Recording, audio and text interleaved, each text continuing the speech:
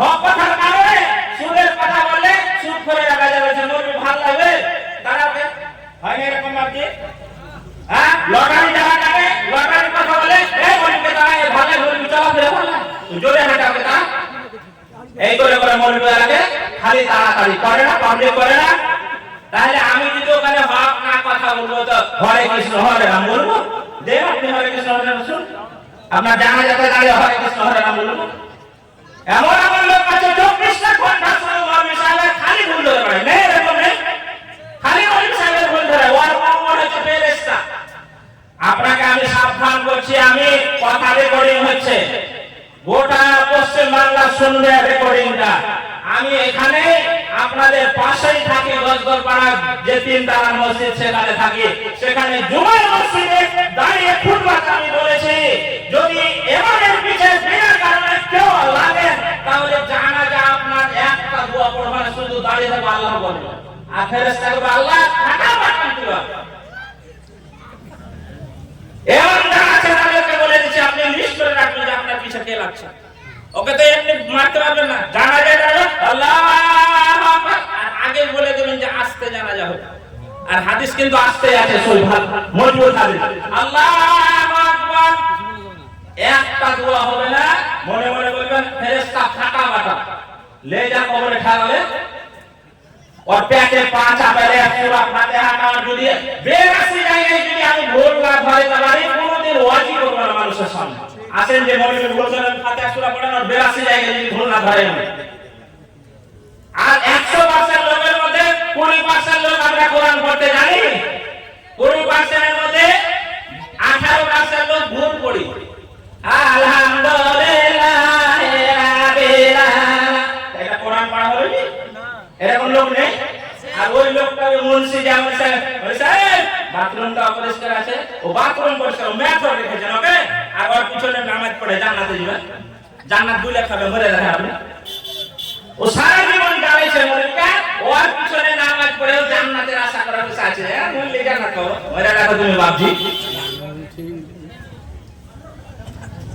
আমি বলেছি আমার খুতবা, আপনি মনে করবেন যে এখানে জালসা আছে বড় বড় লেকচার না, এই লোকটা আমাদের ওখানকার আমার মসজিদের মুসাল্লি, রেকর্ডিং হচ্ছে, ডাইরেক্ট বলেছি যে পিছনে রাখবেন সিধা একটা দোয়া করব না, জানা যায় সিধা দাঁড়িয়ে থাকবে, তো বুঝতে পারবেন যে বলি দোয়া করছে আপনারা না, কেউ বুঝতে পারবেন এখানে প্রতিবাদ করতে লাগবে, চাকরি নিয়েছে কত চাকরি পায় না বলে সব দিকেই তো, আমরা যদি জোরে হাঁটছি তো বলছে যে মৌলবি সাহেবের সামনে দাওয়াত আছে তাহলে জোরে হাঁটতে নেবে, আরেকবার ওদের কথা শুনে সারা এটা লজ্জার কথা রে, একটু জোরে হাঁটুন তো সেই বলছে যে দাও তাদের সেই জোরে হাঁটছে না, কালকে রাস্তা একটু আস্তে হাঁটছি, আরেকবার বলছে সারা মৌলবি খেয়েছে ও তবে হাঁটতে পারে না, আমি যাবো কোন দিকে বলে জোরে হাঁটলো, বাস্তব কথা নয়, জোরে হাঁটলো আস্তে হাঁটলো তো আমি মরবো ওখানে দাঁড়িয়ে দাঁড়িয়ে, সব সব কথাতে মৌলবি দোষ আর আপনি ফেরেশতা।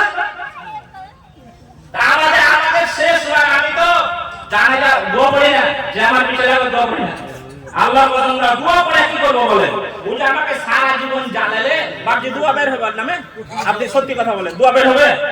তোকে জানি হ্যাঁ একটা বিদেশি আলেম মসজিদে রেখেছি, তোর জানাজা পড়ে দিবে, তোর বিহার বিটি 12টার সময় পালিয়ে গেছে, মৌলবি সাহেব শুয়ে গেছে, মৌলবি সাহেব কি হলো কি হলো এই বিটি পালিয়ে গেছে, বিয়েটা পড়াই না আপনার বিটির বিয়ে পড়াই না, আপনার জানাজা পড়েছে, বিটির বিয়ে পড়িয়ে দিচ্ছে, মুরগি কেটে দিচ্ছে, কুরবানি করে দিচ্ছে, আর ওই লোকটার পিছনে আপনি আরো ঘুরে লাগছেন, লাগে না? ওর কোনো সম্মান দিচ্ছেন আপনি? আর বেতনের কথা তো দূরে রাখেন, 6000 টাকায় মুরগি রেখেছে, একটা লোকের নামাজ হবে না যে 6000 টাকায় মুরগি রেখেছে, 200 টাকা দিনে বাদ দিয়েছেন, কি হবে বলে আপনার সংসার চলবে? তাহলে আপনার কি বিবেকে কুত্তাতে পেশাব ফিরেছে যে এই লোকটাকে 6000 টাকা দিয়েছেন? কাউকে কিন্তু আমি নাম ধরে বলছি এত রাগ করিয়ে না, সব কথা যদি না হয় আমাকে নামিয়ে দেন, যেমন স্যার আপনাকে বলতে হবে এটা হক কথা। হ্যাঁ, আপনি যে 6000 টাকায় মৌলবি রেখে জান্নাত জীবন আর পিছনে নামাজ পড়া, আপনার বিবেকে কি কুত্তাতে পেশাব ফিরেছে যে 6000 টাকা এই লোকটার সংসার চলবে না? তাহলে আপনি বেতন বাড়াতে পারেন না? আপনি আপনি মোবাইলে 300 টাকা করে প্রতি 24 মাস লেগে যায়, মোবাইলে 300 টাকা করে রিচার্জ করছেন। আর মৌলভী সাহেবের বেতনে যদি মাসে 40 টাকা থেকে 50 টাকা বছর শেষে যদি করা হয়, তাহলে বলবেন 50 টাকা করে দিলে। মৌলভী বেতন যদি 1 বছর পর করা হয়, তাহলে কে বলছে 200 টাকা বাড়াবেন, কে বলছে 150 টাকা বাড়া, কে বলছে 300 টাকা বাড়া। এরকম করে না কমিটির লোক, করে না? কিন্তু ওই লোকটাকে যদি আপনি 10,000 টাকা 12,000 টাকা বেতন দেন, কয় টাকা করে পড়বে আপনি হিসাব করবেন বাড়িতে। 100টা যদি পরিবার থাকতে একটা মসজিদে, তাহলে 10,000 টাকা বেতন দিতে 12,000 টাকা বেতন দিতে কয় টাকা করে আপনি হিসাব করেন। ওই লোকটা পিছনে আমি একটা কথা বললাম যে ওই লোকটার পিছনে আপনার নামাজ কি করা হয়? নামাজ হয় না একটা লোকের কারণ জানেন? কারণ আপনাকে বলছি, আমি একটা ইমাম সাহেব, আমাদের যখন মাস শেষের দিকে যায়, 24-25 তারিখ হয়, নামাজে দাঁড়িয়ে মনে হয় পয়সা তো শেষ, আপনি তো 8,000 টাকা 6,000 টাকা আমাকে দিয়েছেন, তো সারা মাস তো চলছে না। নামাজে দাঁড়িয়ে মনে হয় আল্লাহ এই মাসে তো চাল শেষ হয়ে গেল, চালের বস্তাটা কিনতে হয়ে গেল, কোনখানে টাকা পাবো। আবার ছেলের জ্বর হয়েছে, ওষুধ লাগবে, বউ ফোন করেছিল শাড়ি ছিঁড়ে গেছে, কাপড় লাগবে, আল্লাহ বাপের আবার ওষুধ, বয়স্ক বাপ ওষুধ লাগবে, কোনখানে পাবো। নামাজে এই মনে মনে আসবে কি আসবে না বলে? আসবে। তাহলে এই ইমাম যদি এই দুঃখে মনে মনে এই পড়ে, নামাজ হবে আপনার? নামাজ হবে কি? তাহলে আমি যে আপনাকে কথাটা বলেছি যে আপনাদের একটা নামাজ হচ্ছে না, তারপরে বুঝলেন ছেলে নামাজ হচ্ছে না। আবার অনেক জনা বলছে বলবি টাকা যে বর করবে, টাকা বর হয়। এই মাস্টার সাহেব আছেন, আপনার 30,000 আমাকে দেন, আর আমার 8,000 টাকা লেন দেন, বর করবে টাকাটা লেন দেখি। তা তো নিবেন না, চালাকি। মৌলভী সাহেব বরকত হয় না, বরকত আল্লাহ আসমান থেকে আপনার কোলে ফেলে দিবে না।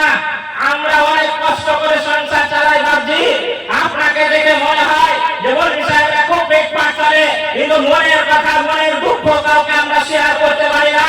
আপনি প্রতিটা রাত্রে আপনার বউকে বুকে নিয়ে শুয়ে থাকেন, কিন্তু আপনার এমন চকিতে শুয়ে থাকে সারা সারা রাত। বাড়ি থেকে যদি তার মেয়ে ফোন করে আপু বাড়ি আসবেন না, তখন এমামের বুকটা ভেঙে কান্না আসে, আর আপনি আপনার ছেলে মেয়ে নিয়ে ঘুমিয়ে থাকেন। আপনার ছেলে যদি একদিন না খেয়ে ঘুমিয়ে যায়, তাহলে আপনার ছেলেটাকে রাস্তা থেকে যে উঠা আনবে, বাবা দুটা খেয়ে দাও। আমার ছেলে এমামের ছেলে বাড়িতে না খেয়ে আছে, না খেয়ে আছে, যখন ফোনে বাবা বলে কান্না করে, আমাদের বুকটা ফেটে যায় যে আমরা কোন চাকরি করছি যে মাসে আমাদের 3 দিন ছুটি হবে, মাসে আমাদের 4 দিন ছুটি হবে। আমরা মসজিদে ঢুকরে ঢুকরে কাজে কোনো মানুষকে শেয়ার করতে পারি না। আর আপনি ওই ইমাম সাহেবকে ফজরের সময় দিয়ে উল্টা পাল্টা কথা শোনান। আপনি বলেন মৌলভী সাহেবের টাকায় বরকত আছে না, বাপি সে কথা ভুল কথা। আমরা অনেক শেষ করে চলতে হয় আমাদেরকে। আপনি তো মাসে 30,000 টাকা ইনকাম করে মাছের বাজারে গেলে পুরো মশলার দাম না শুধু 1 কিলো কিনে আপনি বাড়িতে ছেড়ে বেরিয়ে খান। আল্লাহর কসম করে বলছি, আমি যখন বাজারে যাই ইচ্ছে করে ইলিশ মাছ আমি খাবো, আল্লাহকে সাক্ষী রেখে বলছি, ইলিশ মাছের দাম জিজ্ঞেস করলে বলে 2,000 টাকা কেজি। তখন ইলিশ মাছটাকে একদিকে রেখে পুঁটি মাছ না হলে সেই মাথা মাছ কিনে আমরা সেটা দিয়ে খাওয়া দাওয়া করে ভাবছি। আপনার বলছেন যে বরকত আছে, বরকত নয়।